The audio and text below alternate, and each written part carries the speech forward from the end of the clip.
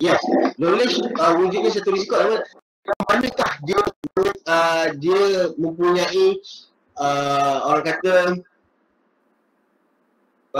knowledge dalam mengetahui tentang apakah risiko-risiko yang terlibat, apakah hazard yang terlibat dalam kerja dia tu.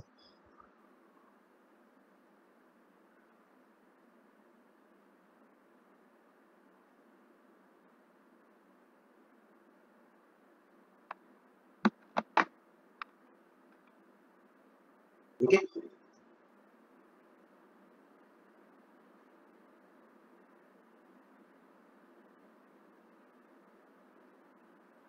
So, knowledge merupakan majikan dalam menaksir risiko atau suatu aktiviti.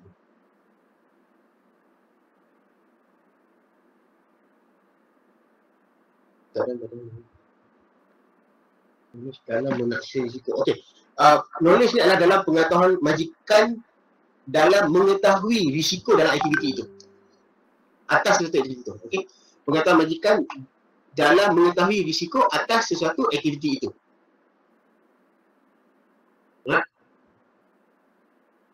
Dia maksudnya macam mana dia nak tahu, dia mentaksir risiko lah, dia buat risk assessment lah, taksiran risiko. Okey. Okey, contoh lain tadi contoh pasal bekerja dekat atas kilap menyambar. Okey. Contoh yang kedua adalah still sama juga. Maksudnya kat sini pekerja dia tahu seorang pekerja ni bekerja di tempat tinggi. Okey. Dalam tinggi dia 100 meter. So adakah dia mengetahui juga knowledge ataupun information cara untuk mencegah daripada jatuhnya pekerja itu ke bawah. Okey, maksudnya kat sini apakah daripada segi langkah kawalan yang boleh digunakan? Maksudnya adakah pekerja tahu tak safety net ada ataupun safety harness ada? Itu maksudnya adakah knowledge daripada segi pengetahuan majikan dalam untuk menghapuskan atau mengurangkan bahaya tu, bahaya risiko itu. Okey? Boleh? Dapat? So maksudnya dia boleh tahu, dia boleh pengetahuan majikan dalam mengetahui risiko dalam suatu aktiviti ataupun dia mengetahui pengetahuan majikan dalam langkah kawalan dalam aktiviti tersebut.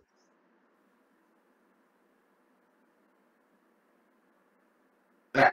Okey, itu adalah knowledge. So aku type balik, keterutkan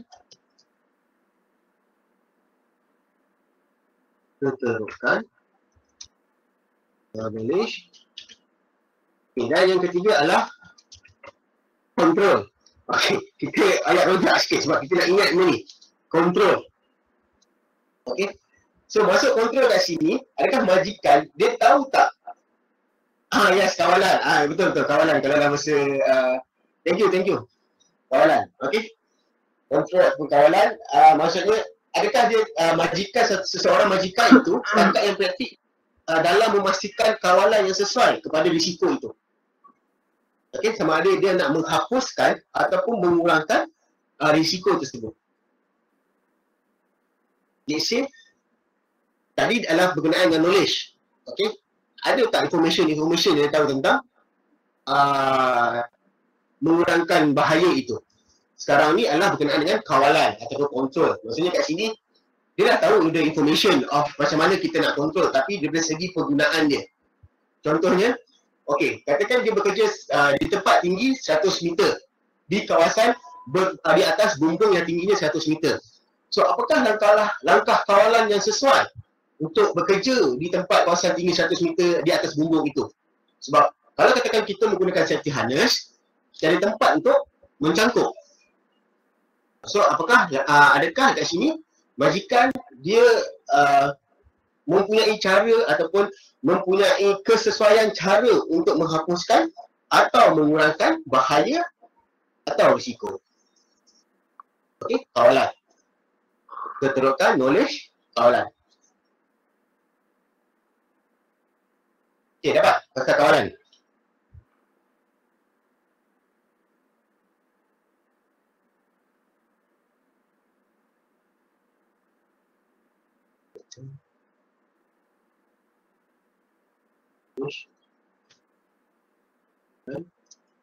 last sekali baru dikasih kos daripada segi menghapuskan atau mengurangkan bahaya atau risiko. So maksudnya kos tu adakah memadai dengan barang yang dibeli berbanding dengan projek yang didapat, harga projek yang didapat. Contohnya, still contoh yang sama, bekerja di tempat tinggi. Untuk kos, untuk macam mana? Kos bekerja tempat tinggi. Untuk kos harga projek itu berharga dalam 1 juta. Kawalan majikan setakat yang praktik, nanti kawalan akan risiko tu yang menekan. Yes. Yes, betul. Betul Adrian. Kawalan majikan setakat yang praktik mengetahui setakat yang praktik, majikan mempunyai cara untuk mengetahui kawalan atau atas risiko aktiviti yang dijalankan. Kita nak menerangkan dia punya kriteria of setakat yang dipraktik. Okey. So, kawalan ini adalah adakah majikan mengetahui kawalan atau risiko aktiviti yang dijalankan. Setakat yang praktik itu kita buat. Setakat yang penting mengetahui kawalan asas. Dapat Adrian? Yang pasal kawalan? Kita balik kepada kos. Kos itu adalah kos menghapuskan atau mengurangkan bahaya atau risiko. So maksud kat sini, adakah majikan dia tahu kos itu berbala untuk digunakan dalam menghapuskan atau mengurangkan bahaya atau risiko. Contohnya harga projek itu 1 juta. Kalau katakan kita nak mengelakkan kemalangan, confirm kita akan menggunakan robot untuk buat kerja tempat tinggi itu. Tetapi dari segi kita nak menggunakan robot yang berharga 2 juta tapi projek 1 juta. So dia tak mendatangkan satu kos yang keuntungan kepada majikan tersebut. So maksudnya kos dalam menghapuskan bahaya atau risiko ini tidak dicapai akal oleh harga kos projek tersebut. Right? Itu yang maksudkan tentang kos.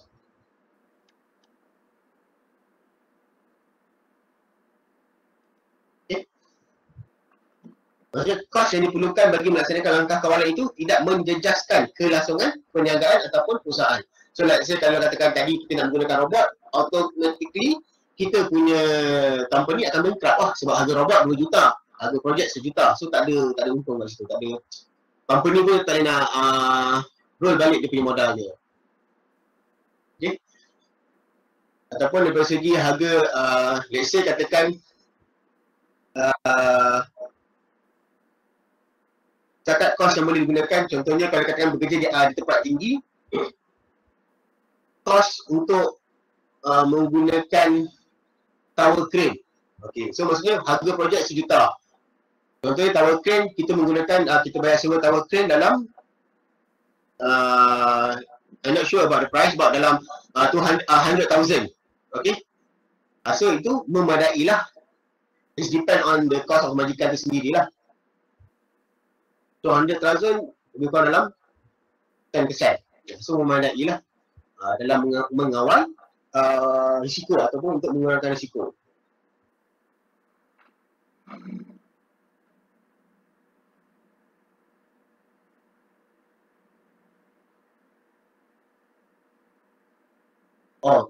Kos majikan mengetahui kos dalam penilaian kawalan risiko. Tak, bukan. Masuk kos ini adalah majikan mempunyai kos dalam menghapuskan atau mengurangkan bahaya ataupun risiko. Majikan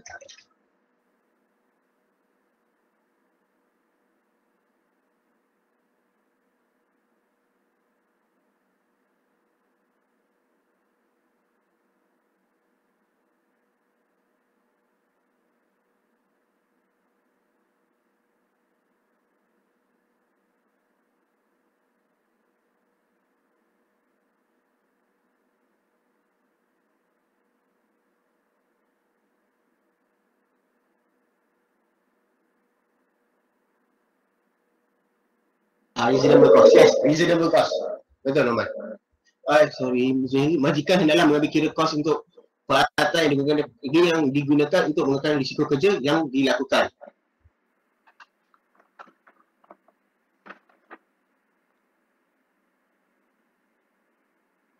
Okey, Zulsti, you tambah sikit. Majikan hendaklah mengambil kira kos untuk peralatan yang digunakan untuk mengurangkan risiko kerja yang dilakukan tanpa menjejaskan perniagaannya. Okey? Dapat dulu sini. So, yes, Norman, dia is a reasonable cost. Ya, okey, kita dapat yang tadi kawalan tu okey, Adrian. Right, cantik. Right. So, itu adalah 4K. So, dalam kelas kita baca dalam section 3/1 tu, bila katakan as far as suitable, dia ayat dia panjang. So, tips kita nak ingat adalah 4K tu. Daripada segi keterokan, and then knowledge, kawalan, dan yang keempat adalah cost. Okay, ingat perkataan ini dan yang penting kita faham the 4K ini dan kita boleh explainkan apa yang dimasukkan tentang as far as practicable. Right?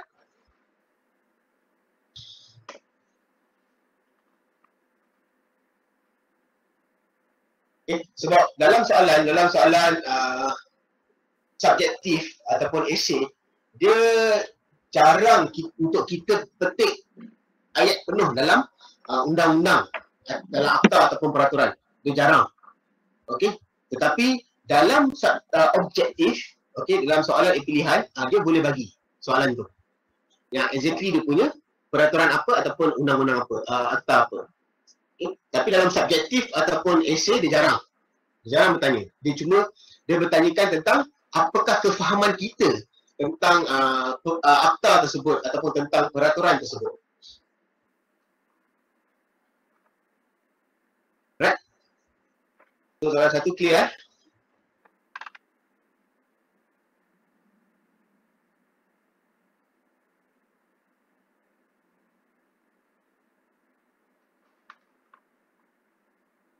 Okay, if let's say this question, sebab tadi saya kata question ni adalah question subjektif.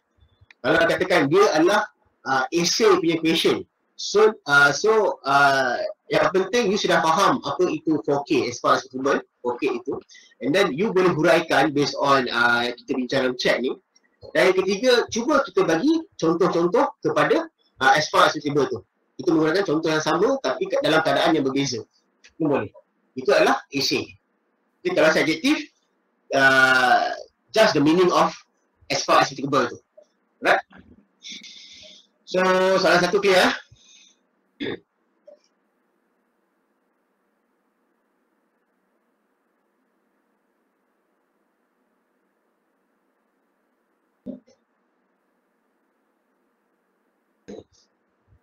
Okay, so kita pergi pada soalan nombor 2.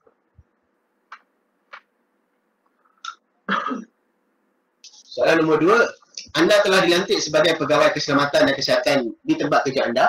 Selain daripada menasihati majikan anda mengenai langkah-langkah yang perlu diambil bagi kepentingan keselamatan dan kesihatan kerja, terangkan 4 lagi tanggungjawab anda sebagai pegawai keselamatan dan kesihatan di tempat kerja anda yang telah diperuntukkan di dalam peraturan-peraturan keselamatan dan kesihatan pekerjaan. So, automatically soalan ini dia menanyakan tentang tugas-tugas seorang pegawai OSH. Okay, safety officer. Okay. So, apa dia punya tugas-tugas dia?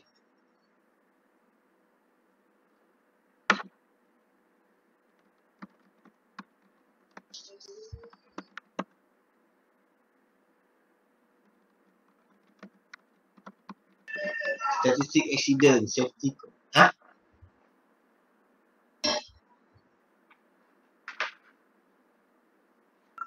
Okey. Wujudkan safety committee ni.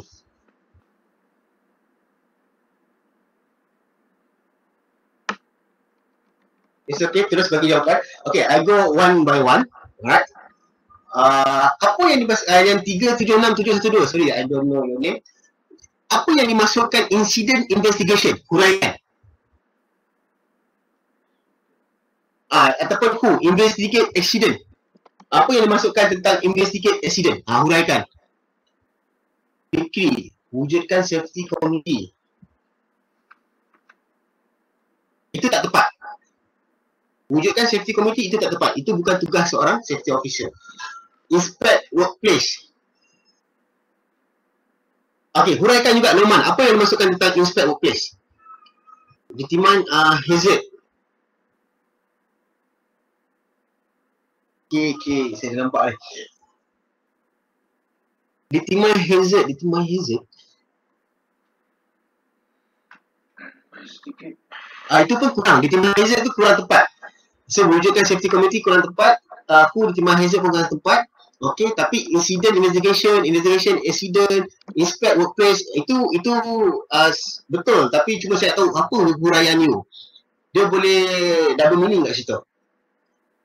So we hope you kata all compliance. So maksudnya kat sini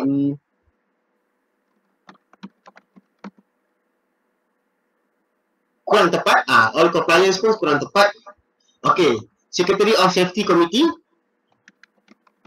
Yes, tapi kena tambah kat situ to become Secretary of Safety Committee. Menasihati majikan, yes, okey, betul. Okey, be part and assist.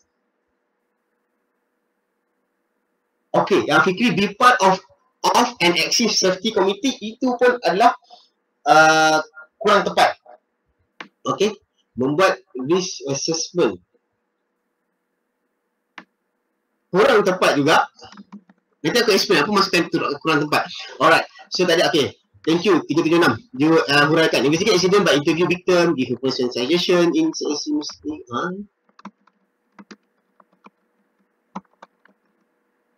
Okay. Alright. Before you all pergi jauh. Okay, statistic accident. Okay. Alright. The point is terima.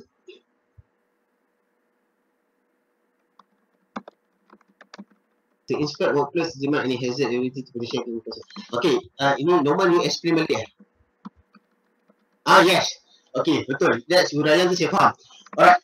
So, sebelum kita pergi jauh, okay, saya nak betulkan untuk 376712. First thing first, you katakan investigate accident ataupun incident investigation. Okay, incident investigation ataupun siasatan kemalangan ini, dia adalah bukannya kita mengatakan mana dia punya ni? You kata by. Okay. Okay. Investigate accident ni, bila katakan investigate accident by interview victim ataupun give suggestion in safety and health committee, ini more kepada dia bagi cara macam mana nak investigate. You tak terangkan apakah itu investigate accident. Okay.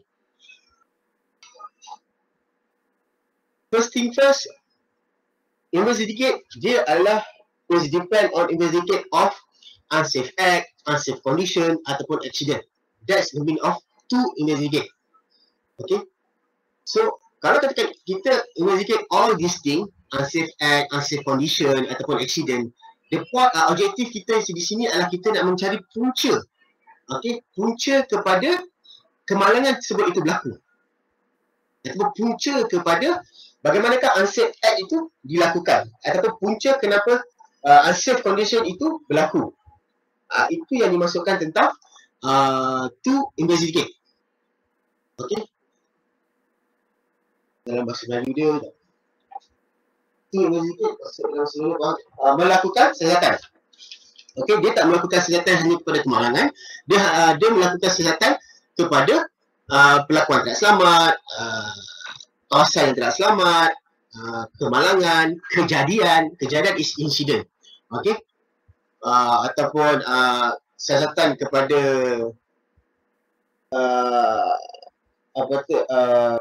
report yang diberi oleh dia punya employee ataupun employer. That's to investigate. Okey. Nampak 376 712. You faham apa maksudkan investigate tu? Dia just not accident sahaja. Okey. Dia more banyak lagi investigate tu. Alright, so next ada kawan kita yang katakan tentang inspect workplace, okay, and then Norman you huraikan to inspect workplace to determine any hazard available that potentially can cause body injury. Okay, tambah lagi kat situ to inspect the activity done by the workers, either follow the SOP or not. Itu maksudnya to inspect. Okay, to inspect the workplace. And then you bagi contoh lah. Okay, Norman? Okay.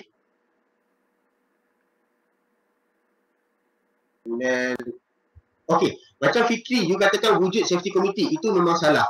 Okay, tugas safety officer bukan dia mewujudkan safety committee. Yang mewujudkan safety committee itu adalah syarikat itu sendiri ataupun CEO company itu untuk mewujudkan safety committee. Saya kena faham kat sini.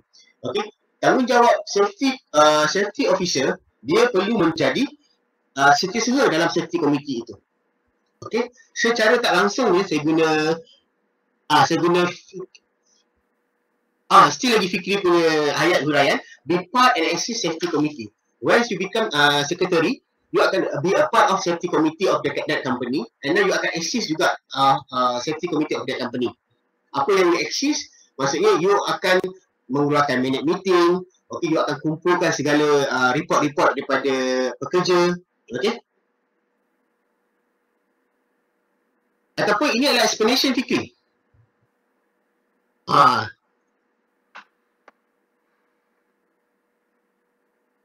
Okay, be part of the assist of safety committee. So that's why that's mean safety officer ini dia kena dia kena become secretary of safety committee.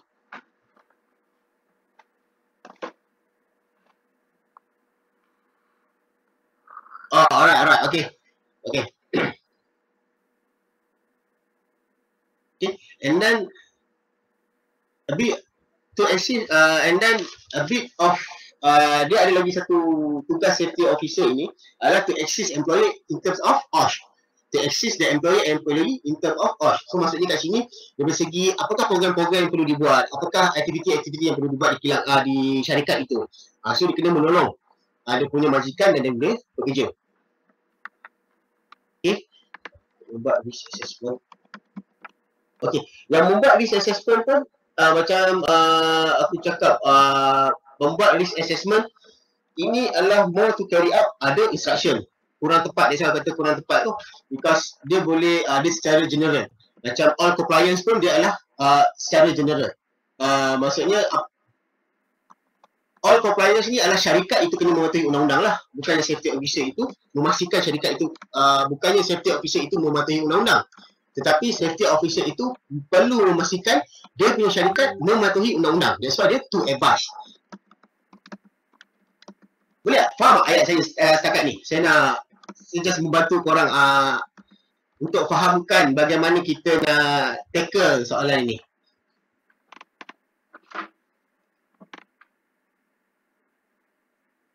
Alright, nanti saya akan jawab 376 712. Sekiranya ada 3 SHO ni. Ni nanti saya akan jawab. Bagi saya ni dulu. Okey. Okey, tadi dapat so we hope apa yang dimaksudkan dengan all compliance ataupun tadi siapa tiba Zakwan membuat risk assessment. Dia adalah jatuh kepada to carry out ada instruction related to OSH. Alright. Dan all compliance ni adalah memastikan majikan itu ataupun pekerja itu mematuhi undang-undang. So dia akan to advise. Yes, because Secretary of Safety Committee, yes, menasihati majikan. Ini dah, yes, to do analysis, to collect and analysis the data. It's not statistic accident saja. Dia boleh katakan statistik dengan near miss, dia boleh katakan statistik dengan kata LTI, lost time injury. Okay, dia bukan pada statistik accident saja. Ini mau pada contoh lah. To inspect workplace, okay, to inspect the workplace, to inspect place of work to detect any hazard liable to cause bodily injury. Yes, to inspect, okay, betul. To collect analysis data, okay, yes. To collect, analyze and maintain system on any accident, legal occurrence, occupational disease which have occurred at the workplace, yes, okay. Okay, bekerjasama dengan pihak badan perundangan. Tambah kat sini, Colin. Bekerjasama dengan pihak badan perundangan ataupun to assist any officer. Okay. Sorry, aku sebut nombor ni. 376 712 ni. Nanti saya akan jawab. Saya bagi jawapan dulu untuk soalan nombor 2 ni. Okay, the first thing adalah to advise. Okay, kedua adalah to inspect.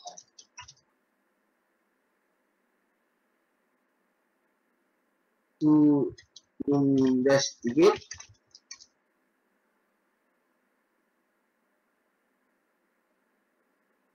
To assist employer.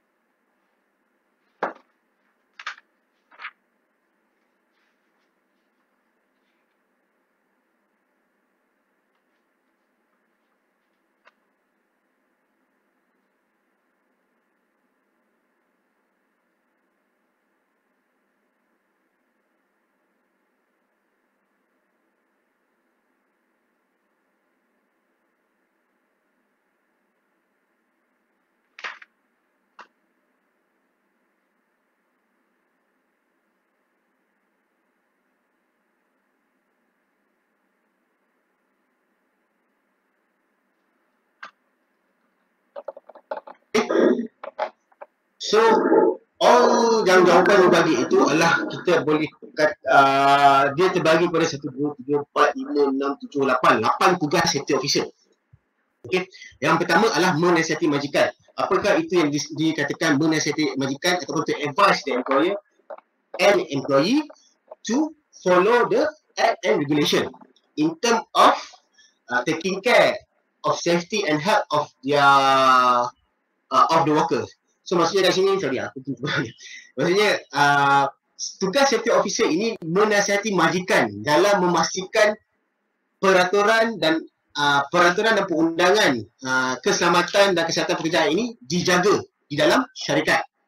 Okay, that's why dikatakan kita kena buat legal requirement, legal assessment. Okay, that's why kita kena katakan kita membuat memperbarui lesen-lesen jentera angkat, jentera pendandang. Itu maksudnya kita tu advise pemajikan tu. Okay, to inspect. Okay, maksudnya tu inspect ni kita membuat satu inspection pada workplace itu dalam memastikan pekerja dan majikan ini mematuhi peraturan undang-undang OSH ni. Okay, so dari segi workplace, dari segi orang kata dari segi maintenance of the jentera itself. Okay, that's to inspect. Okay, to investigate ni any related to OSH matter of report. Okay, safety officer dia kena mensiasat kalau ada report berkaitan dengan OSH. So maksudnya kat sini kalau let's say katakan ada banyak near miss yang berlaku, near miss yang direportkan,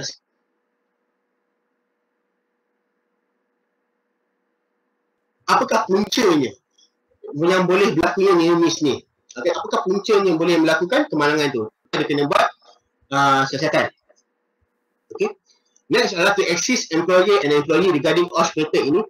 Dia adalah more pada menolong ataupun membantu kita punya rakan sekerja majikan dan pekerja ini dalam ikut track ataupun dalam memastikan mereka mematuhi perundangan OSH.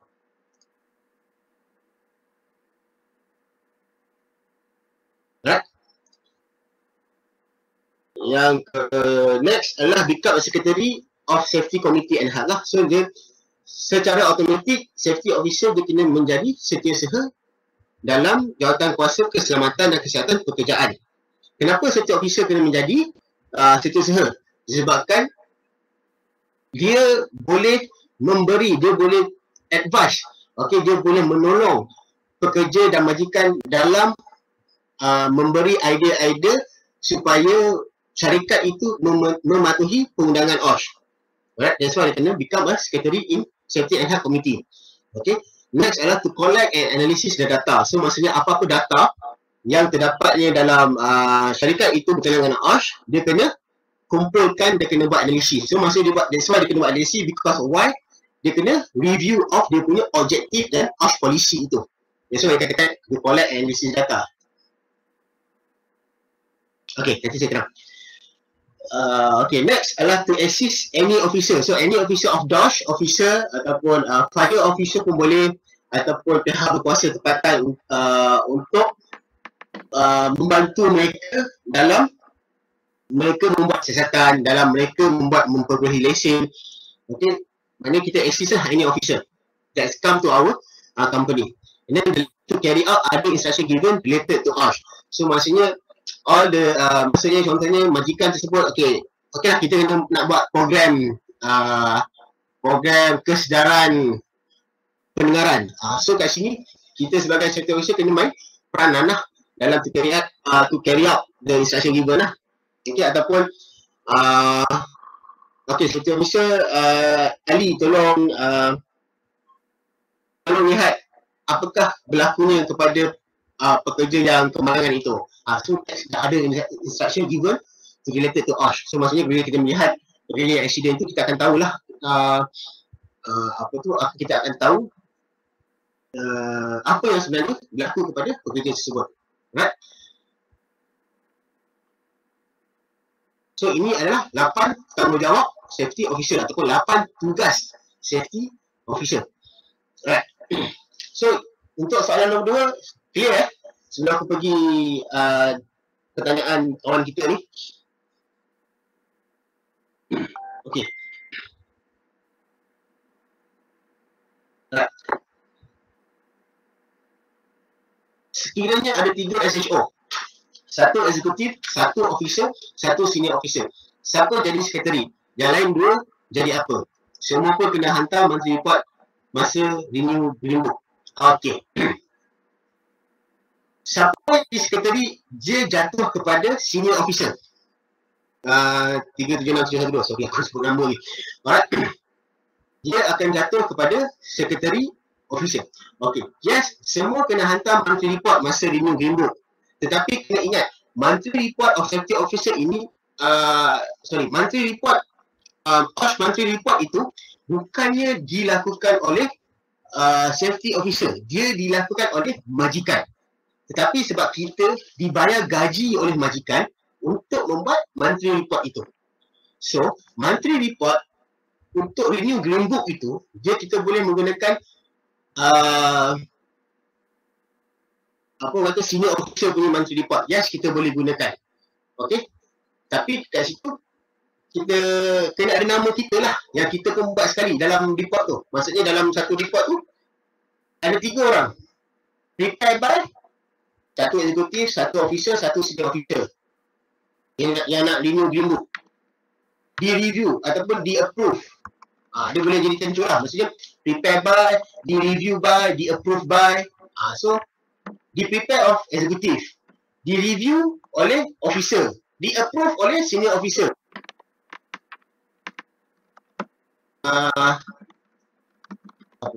Acknowledgement, kita punya boss. Okay, so soalan kepada kawan kita ni, siapa jadi sekretari? Senior officer. Apa-apa senior officer kena jadi sekretari. Kalau katakan ada manager safety officer, dia akan jadi sekretari. Tapi bila dia bos, dia akan bagi arahan lah kepada budak dia. Okay. Siapa yang kena hantar monthly report? Dia adalah syarikat kena hantar monthly report. Okay. Syarikat kena buat monthly report itu. Siapa yang buat? Safety officer. Sebab apa? Sebab di hired oleh majikan tu. Siapa nak buat monthly report tu? It depend on the department itself. Okay. Sometimes senior officer dia akan kumpulkan officer punya monthly report. Katakan 3 SHO ni, dia ada ketua, 2 orang ni akan report pada ketua dia, monthly report dia. So at the same time, monthly report yang SHO yang buat ni, yang dia hantar kepada dia punya boss ni, boleh dijadikan kepada untuk renew green book. Okay.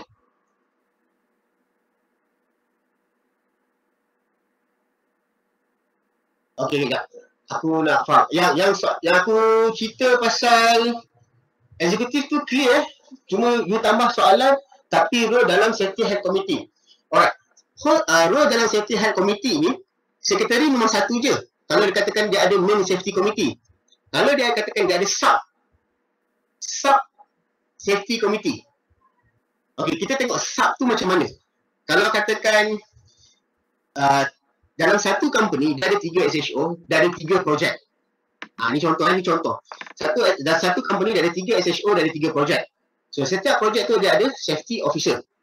Secara automatik dia, setiap projek ini kena ada ad hoc committee. Dipanggil sub safety committee. Okay, main safety committee dia atas lagi daripada sub tu.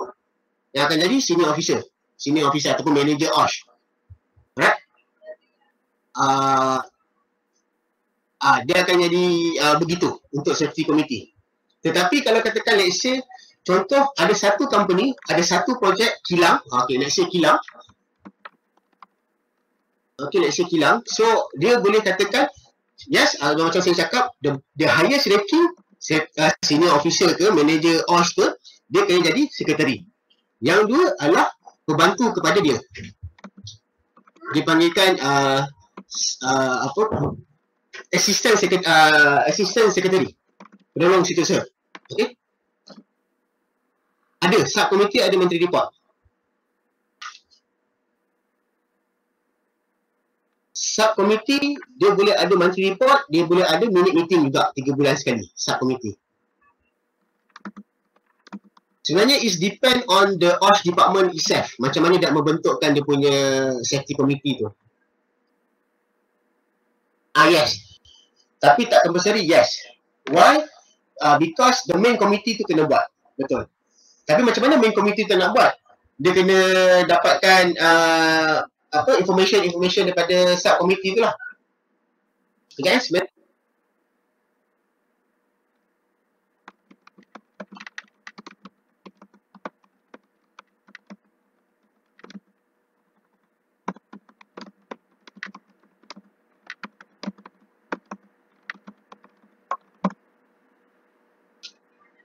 Alright guys, Menteri report subkomiti boleh guna untuk green book. Yes, boleh. Menteri report subkomiti boleh guna untuk green book renewal. Yes, boleh. Tapi prepare by kau lah. Make sure, okay, tips untuk renew green book guna subkomiti. Satu, make sure you prepare by you, acknowledge by you punya boss. Sama ada project manager ataupun pengurus kilang, tu boleh. Okay, boleh lah 3716 376712. Sorry aku sebut nombor pula.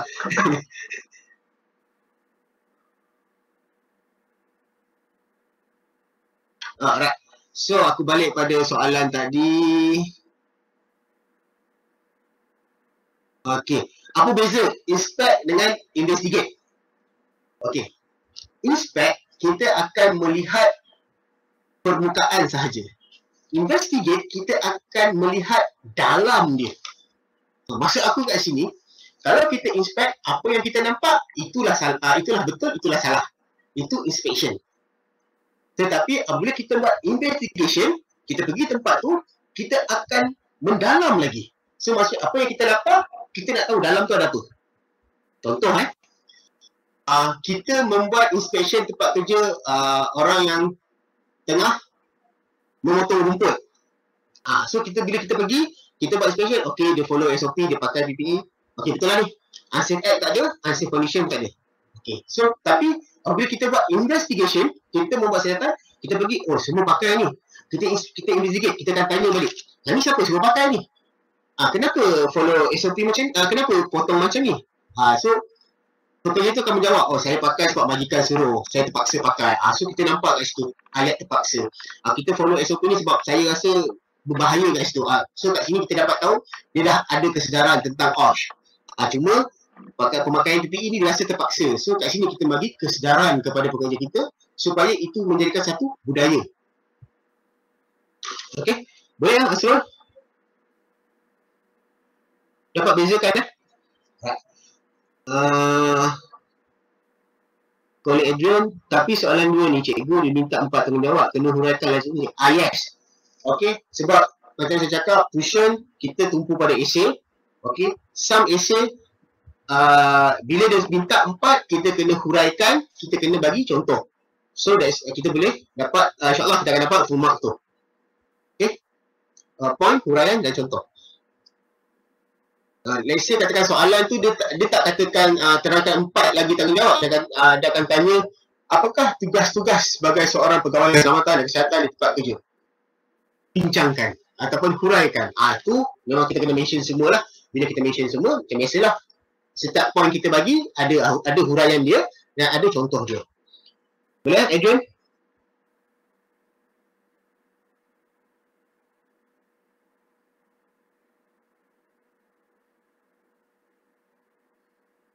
Okey, membuat pemeriksaan atau inspection, membuat pemeriksaan atau aktiviti dan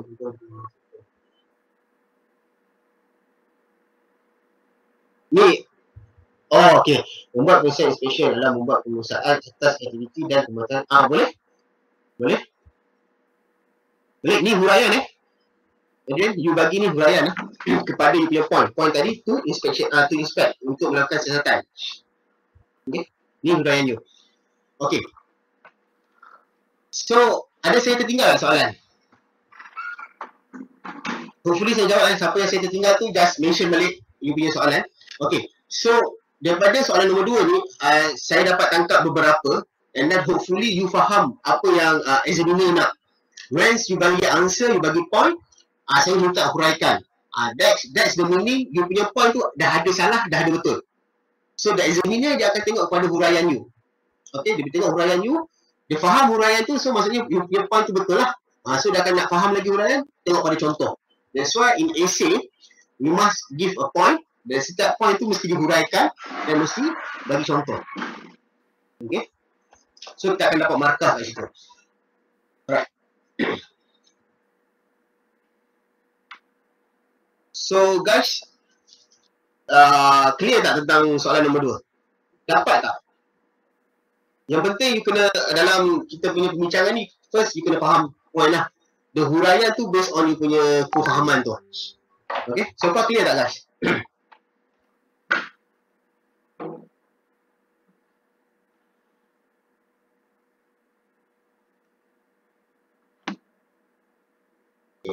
Right.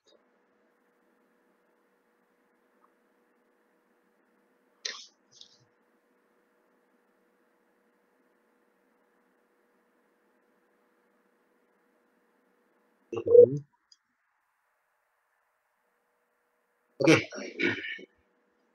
Kita pergi pada soalan 3. Okay.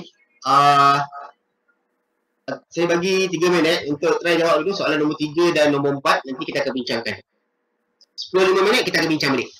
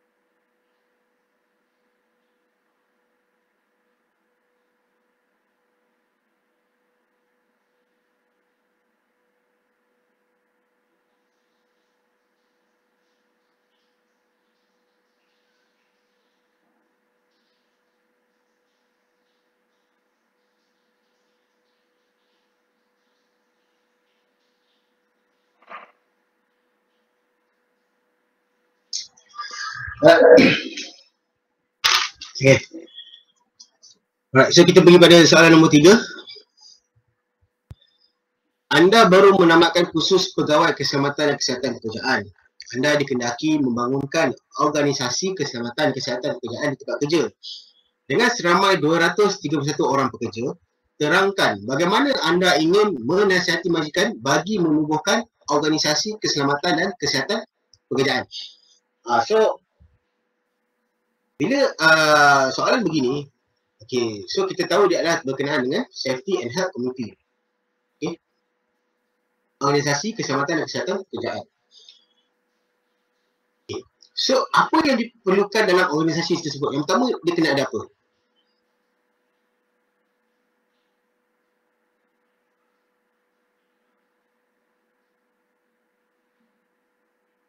Yes, memang dia kena ada safety and health committee. Yang pertama dia kena ada apa yang atas sekali?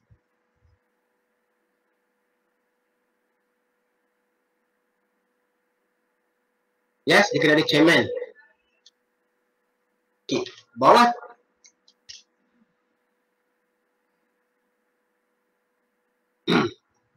then next lepas chairman dia kena ada secretary dan dia kena ada wakil majikan, yang tadi, dan wakil pekerja.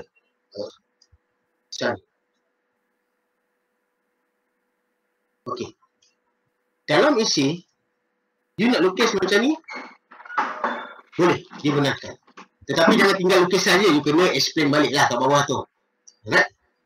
Ini bila you lukis macam ni, you lukis, you buat catatan, you buat catalogisasi. Okay, itu adalah membantu peserta tersendiri. Peserta lah, orang yang ambil exam lah. Okay, so the chairman. So kita tahu kat sini kita dalam safety and committee dia kena ada chairman. So siapa akan jadi chairman? Siapa yang boleh jadi chairman? Siapakah orang yang layak menjadi chairman? Big boss. Okay, kilau. Lagi apa?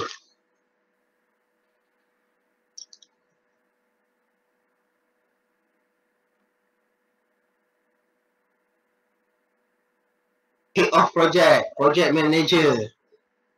Orang yang boleh buat keputusan, yes. Okay, orang yang boleh buat decision, yes. That adalah chairman.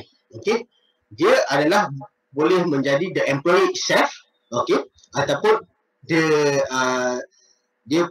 employer appointment somebody that can give the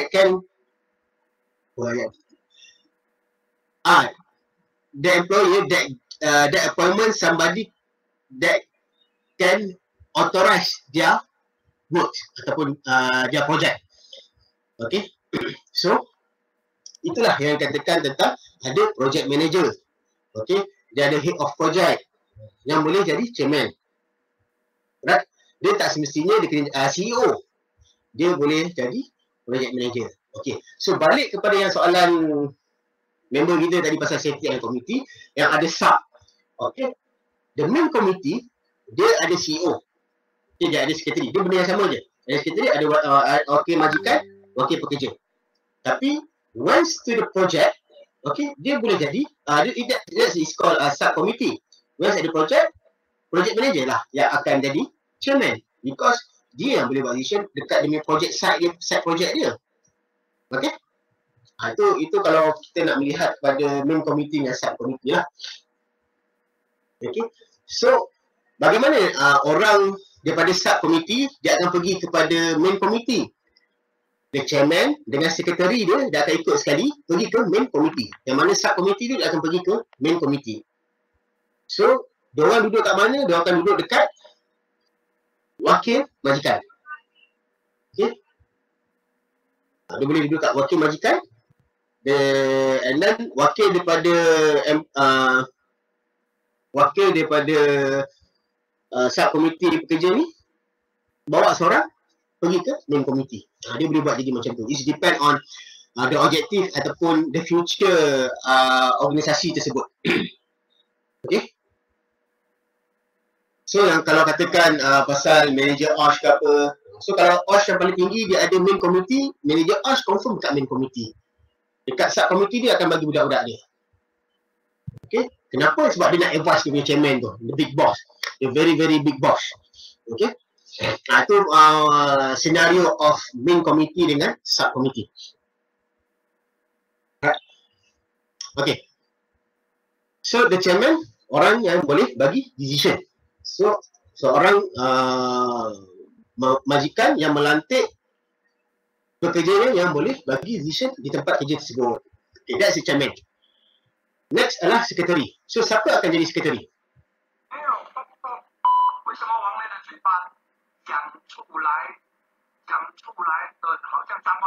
Siapa? SHO ataupun as a safety and health executive. Okay, kalau dia tak ada SHO, safety and health executive.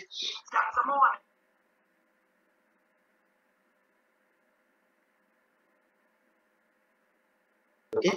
So, apa tugas safety? Apa tugas sekretari ni? Kita tahu SHO, tapi apa tugas sekretari ni?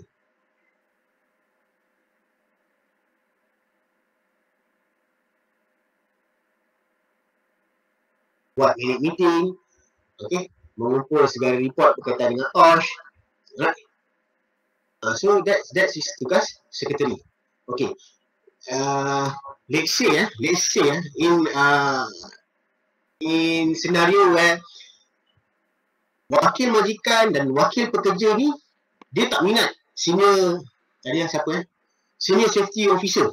Dia tak nak senior safety officer jadi sekretari.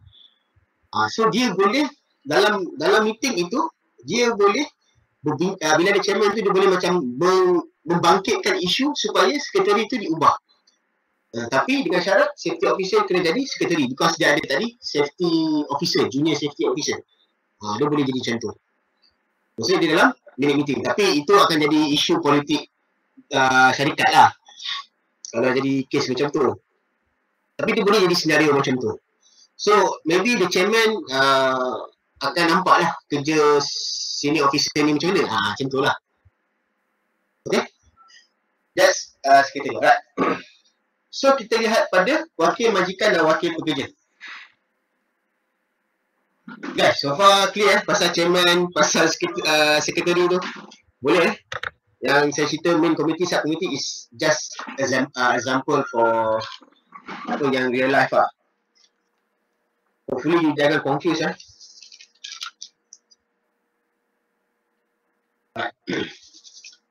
Okay, so wakil majikan, wakil pekerja. So berapa wakil majikan kena ada, berapa banyak wakil pekerja kena ada?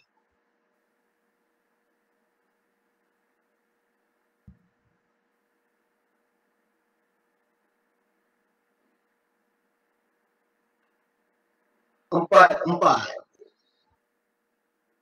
Baik, ini kalau Malaysia tadi main je. Empat sama okey je tadi lah. Keluar topik pula. Alright, so empat, yes. 4 wakil majikan, 4 wakil pekerja. Ni siapa peras bola kan? Okey, 4 wakil majikan, 4 wakil pekerja. Kenapa? Sebab soalan ini dia ada mention jumlah pekerja. 231 orang pekerja. Okey, so kena memerlukan 4 wakil majikan dan 4 wakil pekerja. Okey, persoalan saya kat sini, kalau pekerja itu mempunyai seramai 20 orang pekerja, termasuk dia punya big boss, berapakah wakil majikan dan wakil pekerja? Berapakah wakil majikan dan wakil pekerja dalam syarikat itu? Dan adakah syarikat itu perlu tubuhkan safety committee? Yes, dua-dua ini dapat.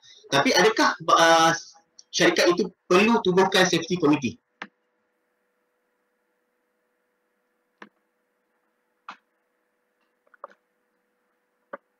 Okey, Devin. Salah sekarang tak ada masalah. Jangan salah masa exam. Yes, tak perlu.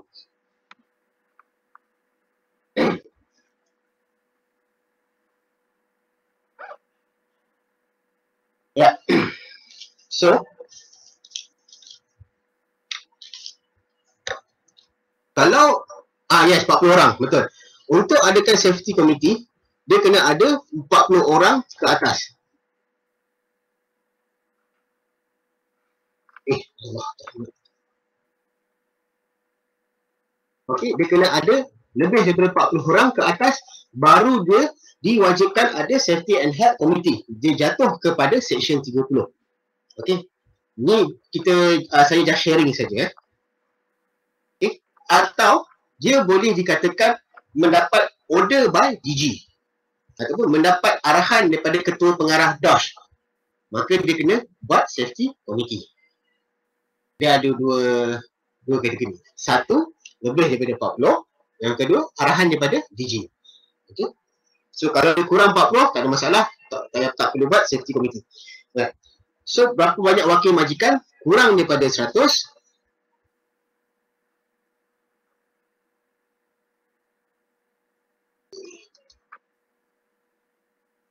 Kurang ataupun sama daripada 100, termasuk dia punya chairman. Wakil majikan adalah 2 orang. Dua-dua. Okay.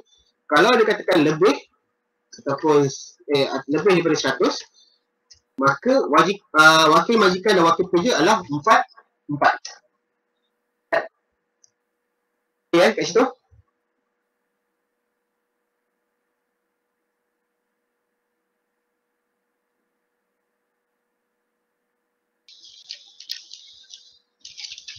Guys, clear? Nanti saya jawab soalan Devi ni. Yang ni clear pasal jumlah wakil majikan dan wakil pekerja dan apakah safety bilangan pekerja yang perlu ada untuk buat safety committee.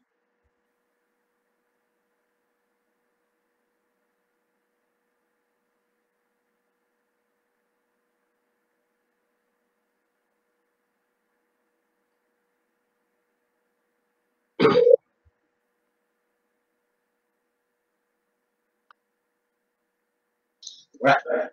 Boleh guys? So, soalan nombor 2 clear? Alright.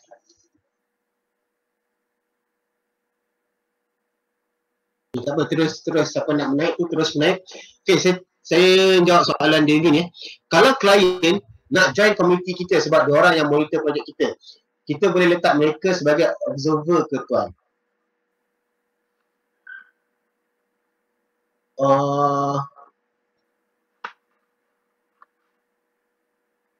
Okay.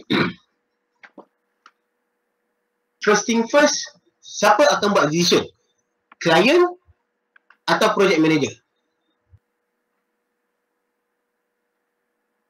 Sebab dia ayat Devi ni dia kata dia nak join committee. Masuk join committee ni dia nak involve dalam committee tu. Dia nak involve dalam tugas-tugas safety committee. Kan, betul kan Devi?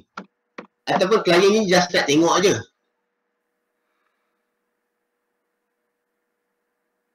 Oh. Okay. Okay, faham. Okay, kalau kes macam ni, the client dia just nak tengok saja, dia tak nak bagi apa-apa keputusan, dia tak nak bagi apa-apa kawalan, dia just nak observe saja. So, maka dia akan jadi observer participant. Maksudnya kat sini, dalam carta organisasi, dia tiada. Dalam carta organisasi, dia tiada. Okay. Dia just jadi observant participant. Sebab, dalam wakil majikan dan wakil pekerja, sometimes kita memerlukan lebih ramai wakil pekerja, lebih ramai wakil majikan untuk datang memenuhi kita punya safety committee punya kuota. So, mereka ini dipanggil observer participant. Boleh kan, Devi? Okay, nombor 2. Asrul. Penentuan wakil pekerja dan majikan, macam mana penentuan siapa wakil itu? Okey. Penentuan wakil pekerja dan majikan, dia ditentukan oleh chairman. Chairman dia akan melantik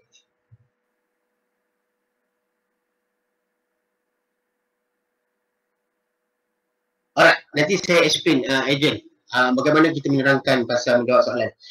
Okey, penentuan wakil majikan, wakil pekerja dan majikan macam penentuan dia siapa. Okey, penentuan tu dilakukan oleh chairman. Okey, chairman yang mengeluarkan kata putus ataupun decision yang terakhir. Let's say katakan benda itu adalah mesyuarat meeting yang pertama. So bila mesyuarat meeting yang pertama, safety officer ataupun sekretari ini dia kena kumpulkan, dia kena berbincang dengan chairman ini untuk melantik siapa wakil majikan dan siapa wakil pekerja untuk ditubuhkan safety and health committee. Once dah ditubuhkan, dalam meeting itu wakil majikan dan wakil pekerja boleh membangkitkan isu tentang siapa sepatutnya jadi wakil majikan, siapa yang sepatutnya jadi wakil pekerja. So, apabila mereka telah berbincangkan in the first meeting, secara automatiknya chairman dia perlu meluluskan. So, penentuan itu ditentukan oleh chairman itu sendiri. Right? Dan dimonitor ataupun di-advise oleh siapa? Oleh sekretari itu. Safety officer. That's why sekretari kena jadi safety officer. Dia kena advise. Sebab sometimes majikan kata, tak payahlah ambil supervisor si Ali ni kerja technician je. Buat apa? Kerja on-site. So macam tak perlu datang meeting. Kita lantik lah si Abu, dia punya bos. Itu tak boleh. So sekretari ni dia akan advise chairman, bos, ini dah tak follow perundangan. Because kita tak ada wakil pekerja. Kita ada wakil majikan semua. So sekretari kena betulkan kat situ. Okey Azrul, dapat project manager yang clear. Okey. Okey.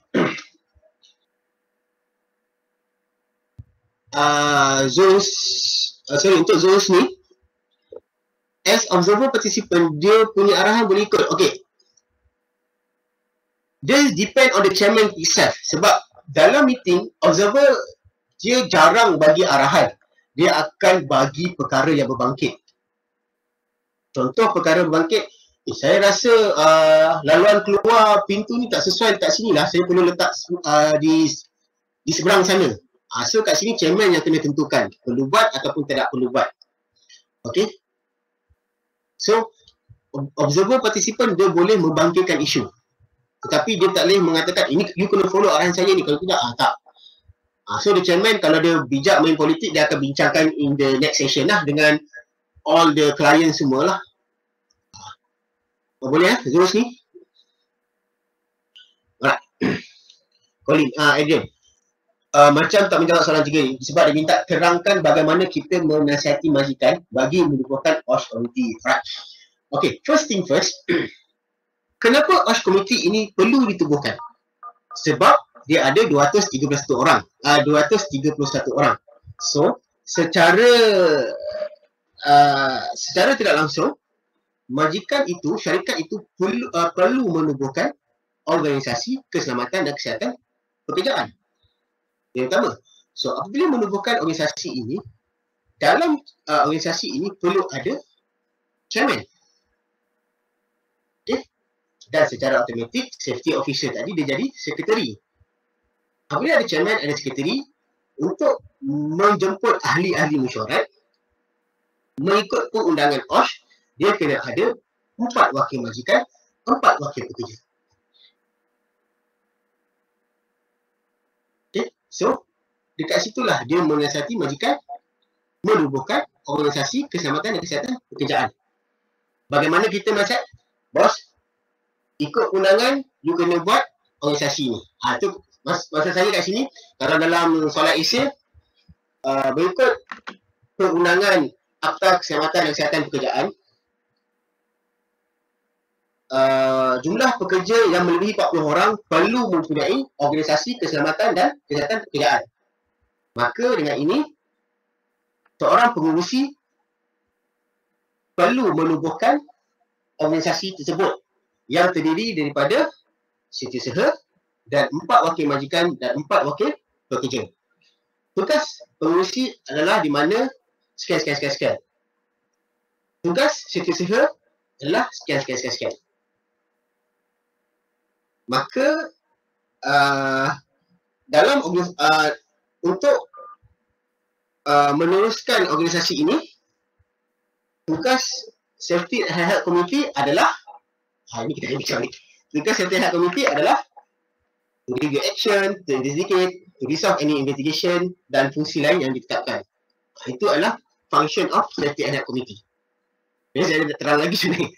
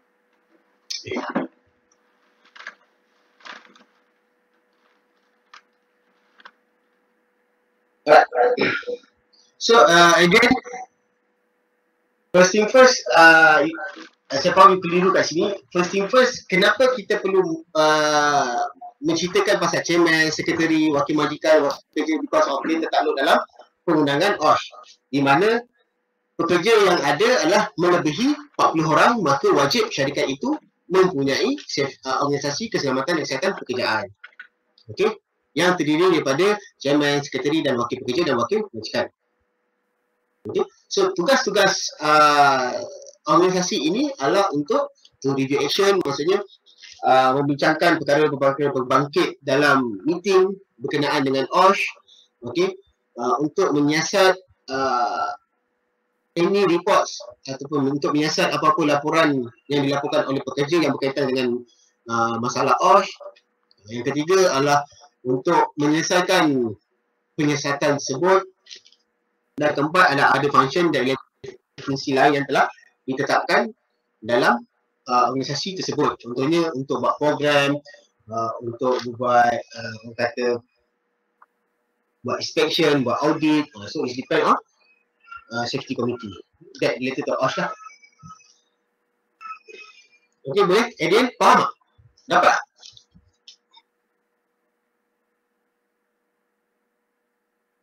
Dia menjawab soalan nombor 3 ini, okey, dengan kita menceritakan organisasi tersebut.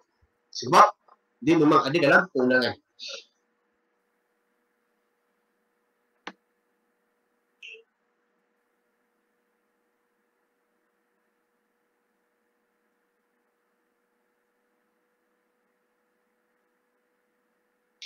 Okey.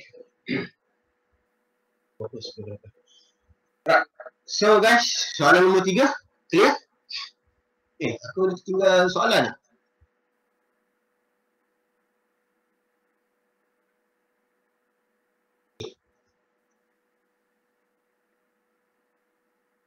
Boleh guys? Right. So point yang penting kat sini nombor 3. Okay, I hope again jangan confuse. Point yang penting kat sini yang pertama adalah kena ada chairman, sekretari, 4 wakil majikan dan 4 wakil pekerja. Sebab apa? Sebab dia jumlah pekerja dia lebih daripada 100 orang. Okay. And then apa function safety and health committee? Itu adalah bagaimana kita menasihati majikan lah. Maksudnya apa yang perlu ada lah dalam safety committee ni. Okay. Yang saya cerita pasal main committee, sub committee itu adalah contoh real life lah. Contoh real life. Okay, Adrian. Guys, yang lain, harap you all jangan keliru lah.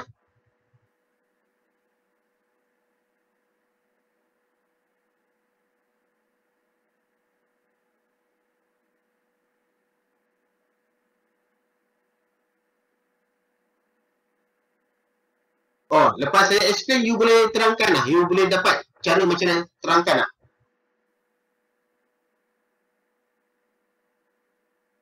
Ataupun kena dulu lagi? Alright. Okay, cantik.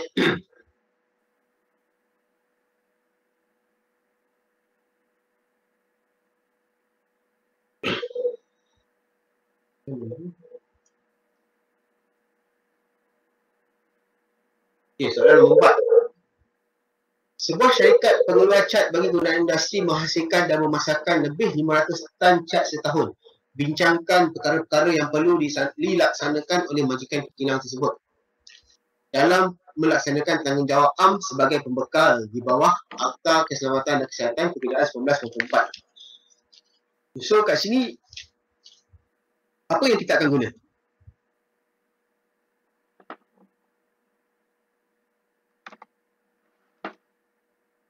Apa regulation yang kita SIMA plus ada lagi jawapan lain?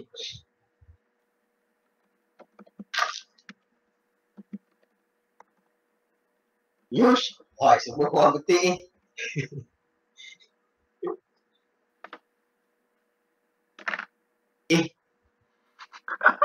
Kita juga 376. Kita nak fikir apa peraturan yang kita guna. Silap SIMA ni. Okey. Ada lagi jawapan lain?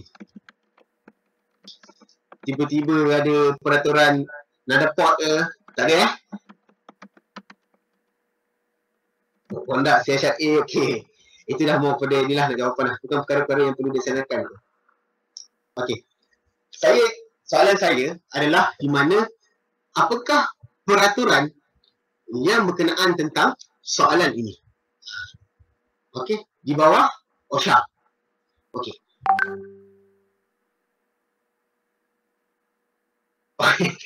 Safety Health Regulation. Alright. Okey, kita hold kat sini. Kita stop kat sini. Okey, peraturan yang sepatutnya digunakan ini adalah KLAS. Okey you all kena faham KLAS KLAS dia adalah untuk manufacturer.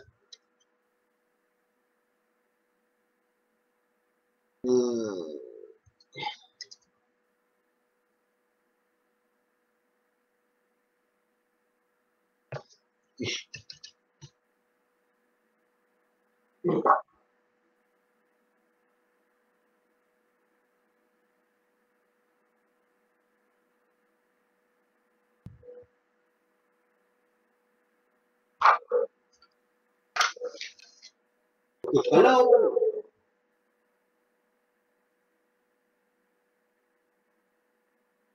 I have online tuition study.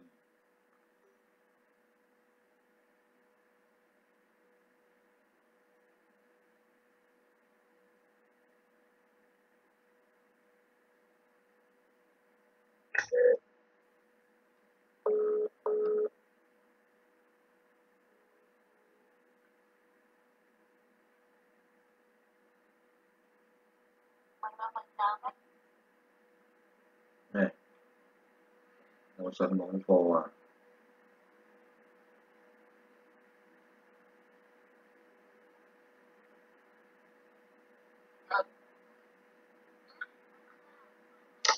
Okey. Untuk regulation berkenaan dengan chemical okey, dia tak melibatkan apa-apa peraturan kecuali 3 perkara ini. KLAS, use, SIMA. KLAS dia adalah digunakan ataupun terpakai kepada manufacturer. Maksudnya kat sini siapa yang membuat bahan kimia dia terpakai. Okey. Siapa yang buat bahan kimia dia terpakai. Kalau use yang menggunakan bahan kimia tersebut untuk menghasilkan satu produk. Itu maksud saya pengguna ataupun pekilang. Use yang mana menggunakan bahan kimia tersebut untuk menghasilkan satu produk. Okey. Siapa yang menggunakan bahan kimia. SIMA dia adalah sesiapa yang menyimpan bahan kimia berbahaya melebihi kuantiti ambang. Macam mana kita nak tahu bahan kimia berbahaya ini? Bahan kimia berbahaya ini yang tertakluk dalam SIMA punya jadual 1. Okey. Dia ada macam arsenic ke yang lebih simpanannya. Maksudnya 500 gram, 500 kilo, okey. Ada lebih simpanannya. So, soalan, bila dia keluar, dia tahu ini adalah berkenaan dengan bahan kimia, tapi kena tahu dia tertakluk dalam 3 peraturan sahaja dalam kalau bahan kimia. Kelas, use dengan simah. Macam mana kita nak tahu? Kita kena tengok soalan tu, adakah dia menceritakan tentang pembekal ataupun manufacturer, adakah dia menceritakan tentang pengguna, orang yang menggunakan bahan kimia, ataupun dia menceritakan tentang simah. Okay? Ataupun dia menceritakan ketiga-tiganya sekali. So, kita kena faham soalan tersebut. Okay, dia tak ada definition lain dah. 3 definition ni berkenaan dengan bahan kimia. Okay. Sebuah syarikat pengeluar cat bagi kegunaan industri menghasilkan dan memasarkan lebih 500 tan cat setahun. Bincangkan perkara yang perlu dilaksanakan oleh majikan tersebut dalam melaksanakan tanggungjawab. So, secara automatik kat sini, dia adalah kelas. Sebab dia menghasilkan cat. Cat ini adalah bahan kimia yang baru. Okey. Kenapa dia tak jatuh pada simah?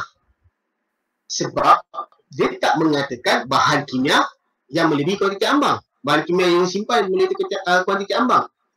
Yes, secara kefahaman, cat memang dia ada bahan-bahan yang berbahaya yang tapi kita tak tahu kilang itu simpan berapa banyak. So, kita tak perlu petik simah.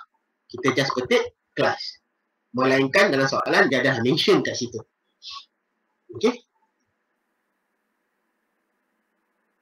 Kalau kilang menggunakan bahan kimia untuk membuat cat ini, dia jatuh dekat use.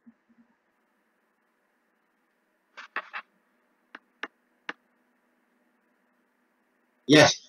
Okey. Kalau kilang menggunakan bahan kimia untuk membuat cat, dia jatuh pada use. Betul? Okey. Itu betul. Okey. Balik pada soalan. Okey. Betul tak kawan? Balik pada soalan. Soalan itu dalam melaksanakan tanggungjawab AM sebagai pembekal. Di bawah OSHA. Pembekal di bawah OSHA. So, dia akan menggunakan kelas. Use, dia kalau katakan melaksanakan tanggungjawab sebagai majikan di bawah Akta Keselamatan. Itu use. Use dengan kelas lah. Okey. Majikan. Sorry, soalan tu berkenaan dengan majikan. Itu use saja. Kalau katakan tanggungjawab sebagai majikan dan pembekal, itu yang use dengan kelas. Faham tak soalan kat sini? Okey. Macam saya kata tadi, kalau pembekal maksudnya dia akan memberikan bahan kimia ini kepada orang, kepada kilang lain yang menggunakannya. Okey. So, secara automatik dia jatuh pada kelas. Sebagai majikan, dia menggunakan bahan kimia untuk membuat cat ini sebagai majikan. Dia kena tengok use punya regulation. Sebab dia menggunakan bahan kimia yang lain untuk membuat cat tersebut. Tapi that's why tengok pada soalan, kena faham soalan tu. Boleh Zakwan? Dapat tak? Kita fokus pada SDS dan label sahaja. Oh tak, banyak kita boleh fokus. Nanti saya akan explain dalam jawapan ni.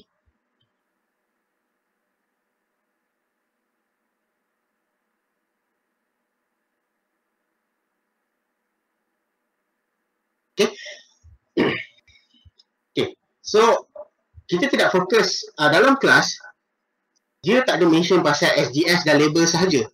Dia mention pasal pembungkusan, dia mention pasal piktogram, okay? Dia mention pasal research and development, research, okay? Dia mention pasal orang kata membuat pengelasan kepada bahan kimia tersebut. Okay? Dalam kelas ada mention benda tu. Okay, so ni yang kita akan bincangkan dalam soalan ni. Right? Okay. So dalam kelas, bukan dalam kelas ni, dalam kelas regulation. Okay. Dalam kelas regulation, perkara pertama yang kita kena buat adalah mengelaskan bahan kimia tersebut.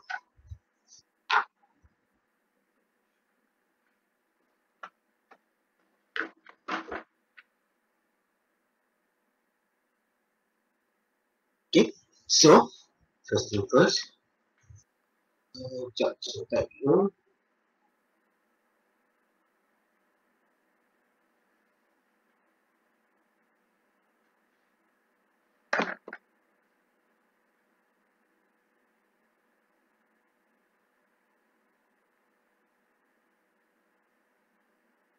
Mengelaskan bahan kimia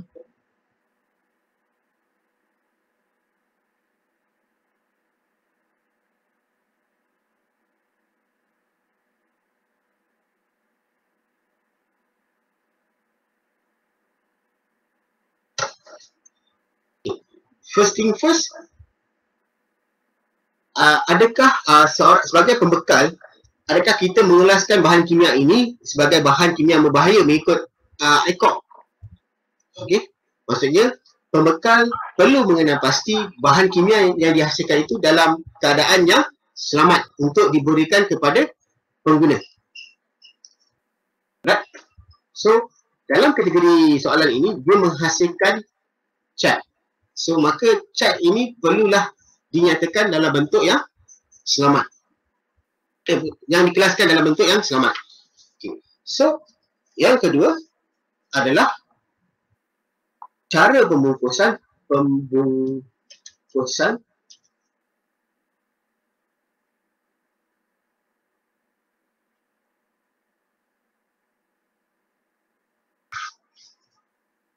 yang kedua adalah cara pembungkusan bahan kimia tersebut.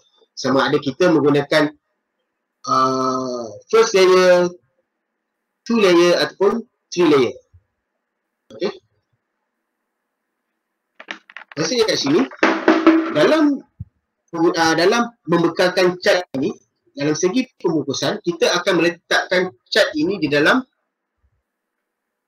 baldi yang ditutup dengan satu plastik, penutup plastik. Ini dinamakan first layer. Dan di atas penutup ini kita menutup lagi dengan penutup baldi tersebut. Ini second layer. Dan cat ini disimpan di dalam kotak. Ini third layer. Okey. So, cara pembungkusan kimia tersebut mestilah dilakukan oleh pembekal tersebut, sama ada first layer, menggunakan first layer, two layer ataupun three layer.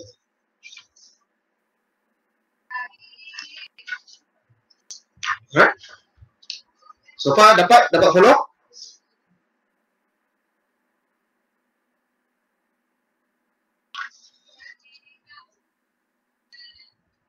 Okay guys, so far dapat follow?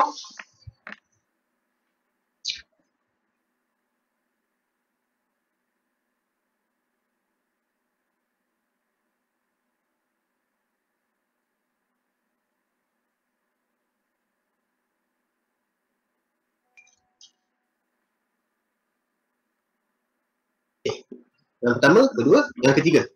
Yang ketiga adalah melabelkan bungkusan bahan kimia tersebut. So, setiap bungkusan bahan kimia ini perlu ada label. Okey. Setiap bungkusan bahan kimia ini perlu ada label. So, saya sekali. Okey. Kena ada label. Di tin itu, di kotak itu is depend on bagaimana tin itu nanti pengguna dia akan guna. Dia akan mengeluarkan bahan kimia tersebut. Kalau katakan dia akan mengeluarkan bahan kimia tersebut daripada kotak, so maka kotak tu kena ada label. Kalau dikeluarkan daripada, dia nak ambil bahan kimia itu dalam baldi, so baldi tu kena ada label. Okay, so melabelkan bungkusan pada bahan kimia tersebut. Yang ketiga, perkara yang ketiga. So, dalam melabel sorry.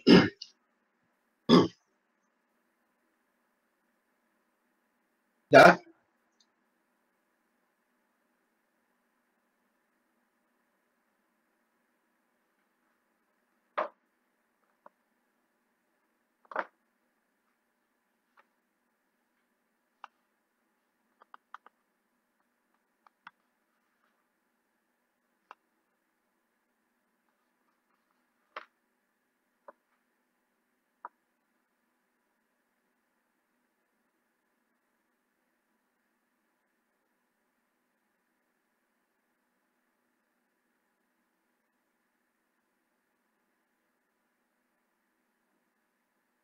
Sorry guys, ada gangguan sikit.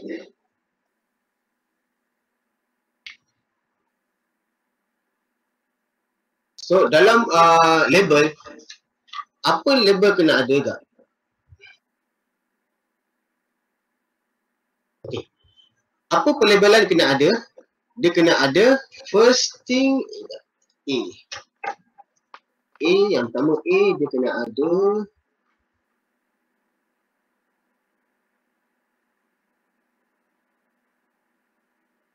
B.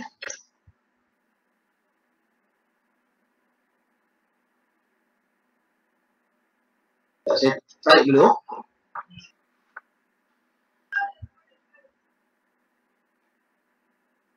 Alhamdulillah.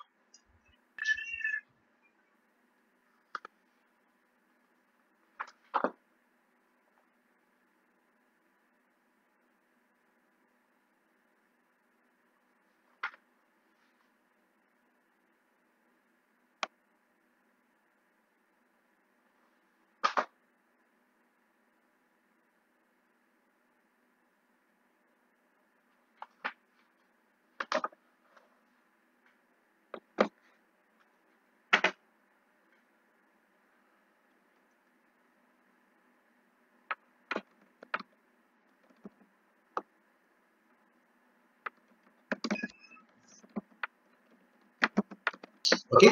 Dalam melabelkan bungkusan dia kena ada 6 perkara ini. Yang pertama adalah nama bahan kimia tersebut. Yang kedua adalah maklumat pembekal tersebut. Okey. Nama syarikat dan alamat syarikat.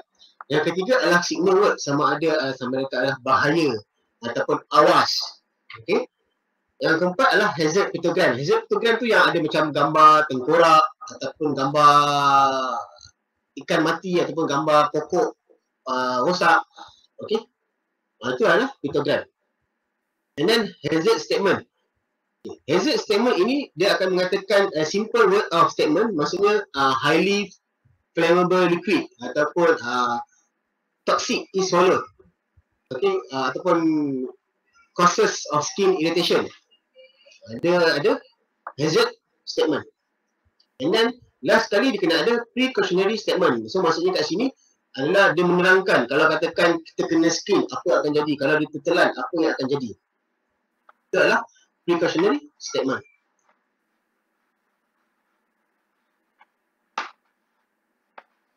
So yang keempat,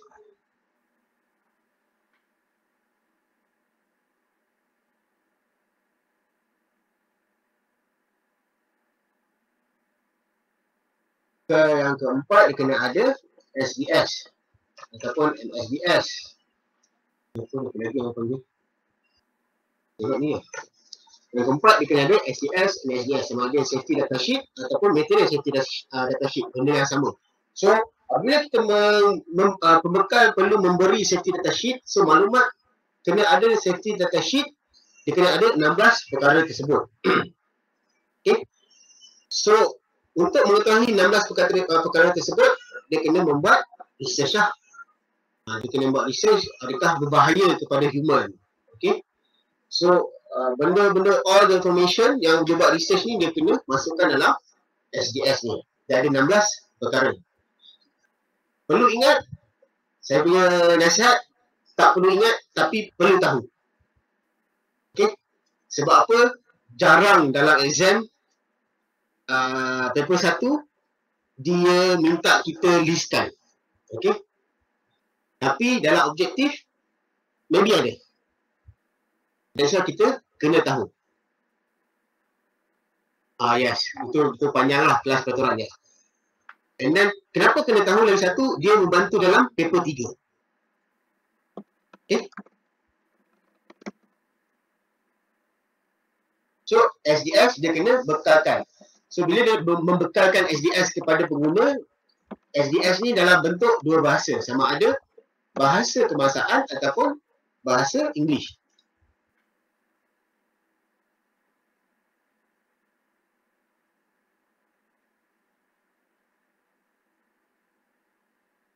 Oh, ini CPL.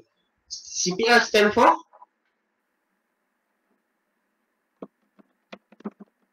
Actually, these two terms sama je.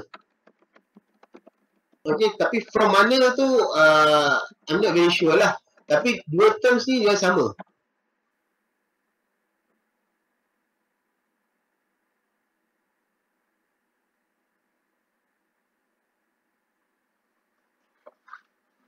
Oh, okay.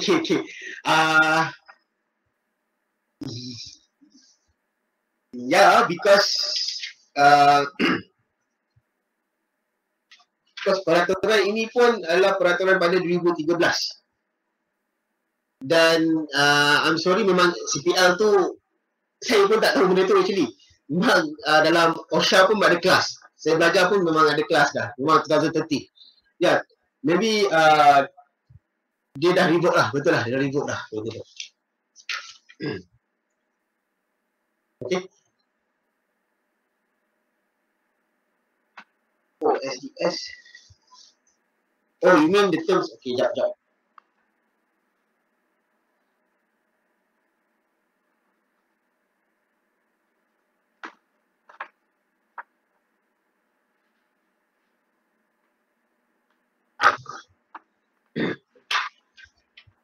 Ya.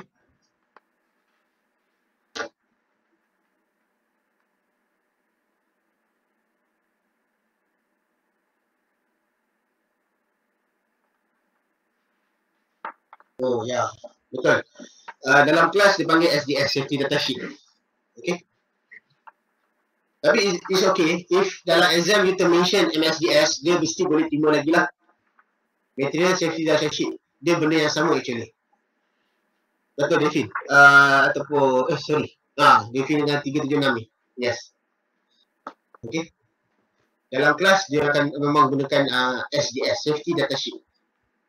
Tapi yang mana familiar dengan MSDS, you mention MSDS, is okay dalam exam. Okay, dia ada terima juga lah esok. Because why? Kita tak petik apa-apa peraturan. Okay. Bila kita bercerita ni, kita takkan petik apa-apa peraturan. Let's say kalau katakan you dah petik peraturan, memang salah lah MSDS tu, dia kena SDS. Right?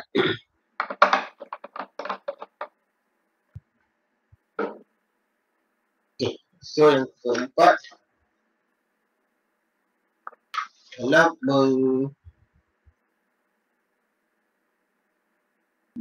memberi SDS.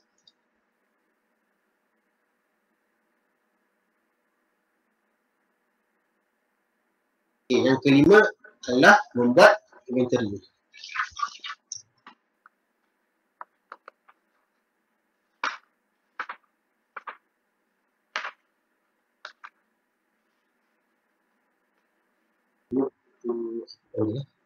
DG.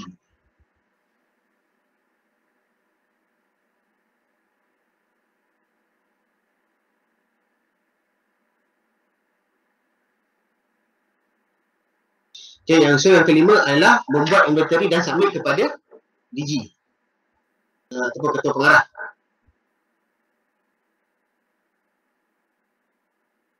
Dia kena submit before 31st March of the following year. Okay. So dalam class regulation, dia ada 5 perkara ni lah. Yang pertama adalah mengelaskan bahan kimia sebagai bahan kimia berbahaya mengikut ALCOP. Yang kedua, pembungkusan bahan kimia tersebut. Yang ketiga, melabelkan bungkusan bahan kimia tersebut. So dalam melabelkan, dia kena ada 6 perkara lah. Product identified, supplier identification, signal word, hazard pictogram, hazard statement dan precautionary statement. Yang keempat, dia kena membekalkan MSDS dalam dua bahasa. Bahasa kebangsaan dan bahasa English. Tapi diutamakan bahasa kebangsaan. Okay, dan yang kelima adalah membuat inventory dan submit to DG.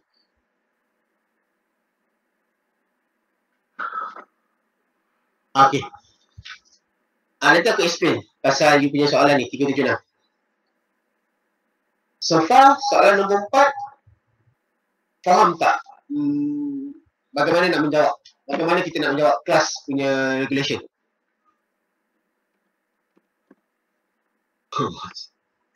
Okay.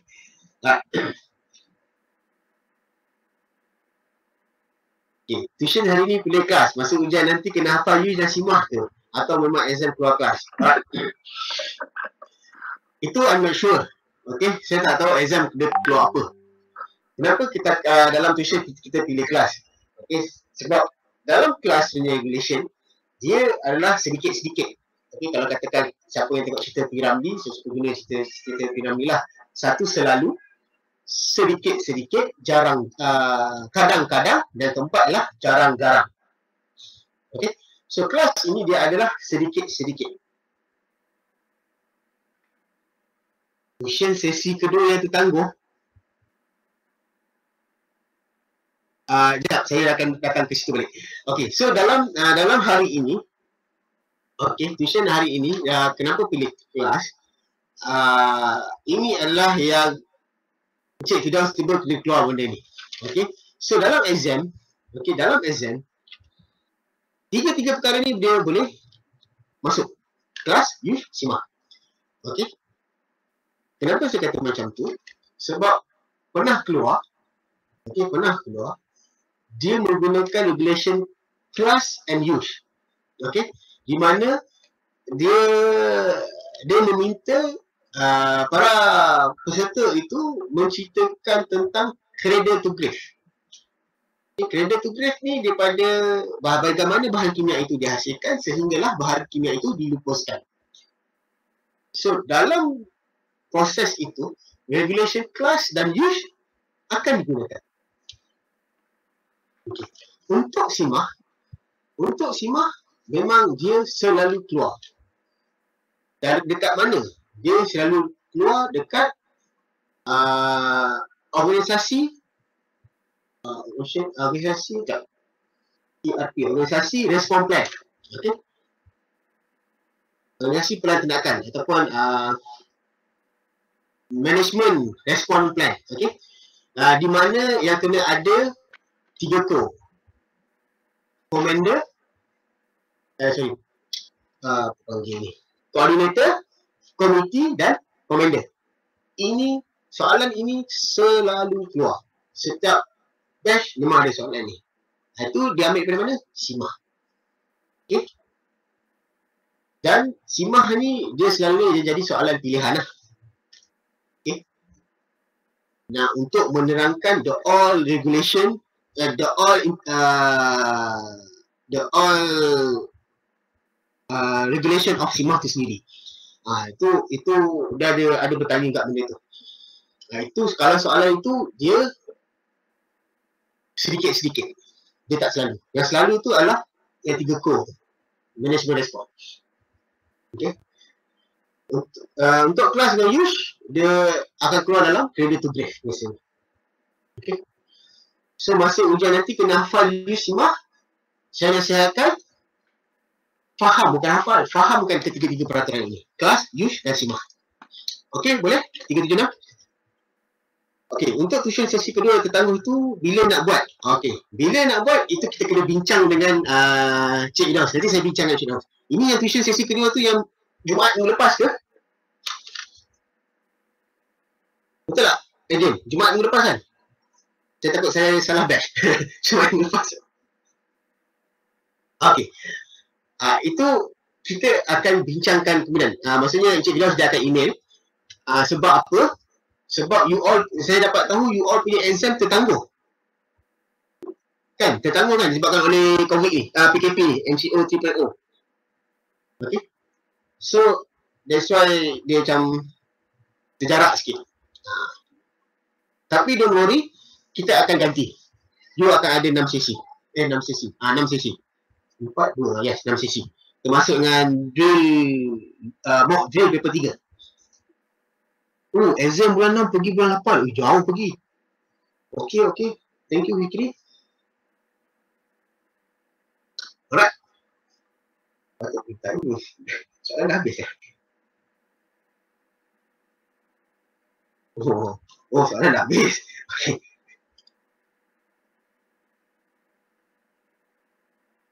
Bulan 8 pergi bulan 9. So, bulan 7 tak ada exam. Jauh pergi. Alright. So, again, don't worry. Intest, pihak Intest akan susun balik jadual untuk you punya tuition ni. Okay, because the exam is dia tertangguh. Right? Oh, sebelum tutup berapa? Sebelum tutup 11.30.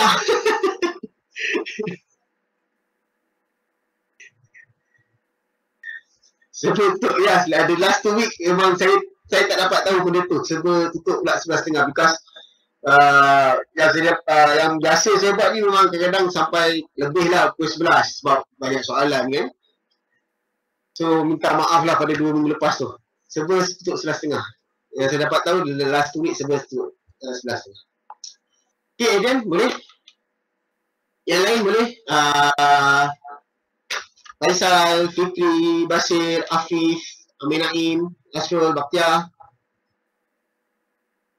Devin, okay, Diana, Faisal, Azmira, Mai, Noman, Rafiq, Rafsan, So Chi Kyung, So Wee Hok, Zakwan, Zuisni, boleh semua?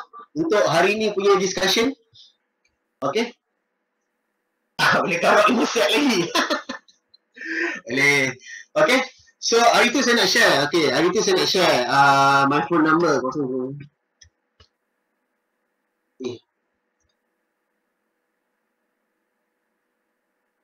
1796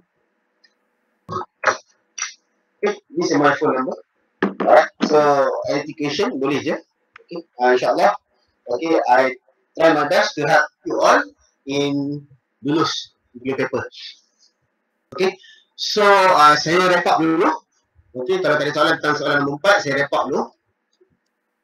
So yang pertama adalah kita kena faham tentang as far as applicable. Apakah itu as far as applicable? Macam saya cakap, as far as applicable ni kena ingat 4K lah. Daripada keterokan, knowledge, kawalan dan cost. Okay. Nak menjawab pun kena ikut susunan. Kalau boleh.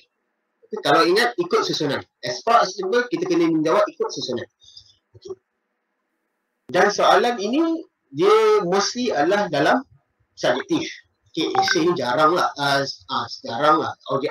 Objektif dan subjektif dia selalu. Okay. So yang ketiga adalah berkenaan dengan tugas-tugas safety officer. So kita kena tahu apa tugas-tugas safety officer. Kenapa kita kena tahu? Sebab kita semua ini adalah awak semua inilah adalah bakal safety officer. Saya dah jadi dah. You all ni bakal safety officer. Okay. So you all kena tahu apa tugas-tugas safety officer. You kena faham apa tugas-tugas safety officer. Okay. Yang ketiga adalah safety committee. And then dalam tugas-tugas safety committee ni, you kena tahu apa beza tugas safety officer, apa beza tugas safety committee. Okay. Dalam exam paper 1, kalau dia keluar safety officer punya tugas, dia tak akan keluar safety, dia jarang keluar lah, bukan tak akan keluar, jarang keluar safety committee. Kalau dia keluar safety committee, dia tak akan keluar, dia jarang keluar safety officer. Dia kurang macam tu, dia punya pattern. Okay. Tapi both regulation, you kena faham. Saya tak kata hafal, you kena faham. Okay. Dan last sekali kita bincangkan tentang class regulation. Why dia ketik hari ini, I'm not sure. Because ini adalah soalan daripada Encik Firdaus dan yang kita akan bincangkan pada hari ini. Dan class regulation ini pun amat penting juga because dia sedikit-sedikit. Okay. Sebab dalam cradle to grave, dia akan membantu kita untuk menjawab cradle to grave. Class regulation dan use regulation. Okay. So, lagi macam nada pot. Okay, nada pot you just faham sahaja because nada pot ni biasa dekat soalan paper 3. Makan lulus. Makan lulus. Makan lulus dia PNC untuk pihak NIOSH. So pihak kami memang tak tahu. But if you score essay, that's why tuition ni untuk essay. Sebab kita nak para peserta ni dapat tackle the essay mark. Because the essay is more highest lah. Dia jumlah markah dia 80 markah untuk essay. Okay, tapi makan lulus memang pihak kami tak tahu. Pihak NIOSH PNC benda ni. Okay, man. So, for answering essay dalam about regulation ini, jangan petik section nombor berapa, peraturan nombor berapa. Dan peraturan apa tak ada masalah lagi, tapi jangan sebut nombor peraturan tersebut. Macam tadi bila kita nak menerangkan tentang SDS, kita pun petik peraturan 4 hingga peraturan 7. Okay, because saya takut kat sini you silap. Bila you silap, total semua jawapan you akan silap. That's why elakkan tulis peraturan. Dan soalan exam NIOSH untuk essay, dia memang takkan minta peraturan nombor berapa ataupun section nombor berapa. Dia memang jarang, dia memang tak minta. Okay, dia akan mention terus dalam dia punya soalan, dan soalan ni dia akan memang directly nak dia punya that's regulation, so you tak mention lah regulation tu. Okay, so that's the truth lah, jangan mention lah about that, about the section and regulation numbers. Okay, baca juga kalau FMA buat. Okay, buat ni selalu jugalah dalam soalan essay paper 1. Nak tahu ni. Okay, and then use, kalau dalam use kita tahu CHRA lah, you. Apakah macam mana CHRA itu dibuat? Okay, dalam you, dalam peraturan yang ada. Itu dia perlu tahu. So in law, you tak perlu baca, you tak perlu hafal buku law, tapi you kena faham apa law itu nakkan. Right? So guys, itu saja saya punya wrap up. So ada apa soalan?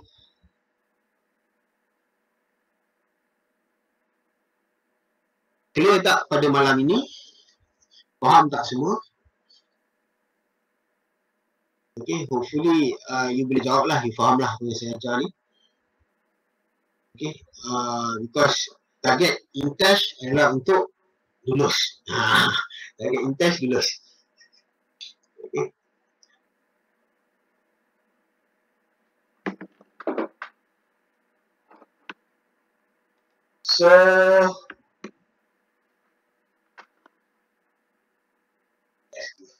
So if tak ada apa-apa soalan, kita tamat pada masa ni lah.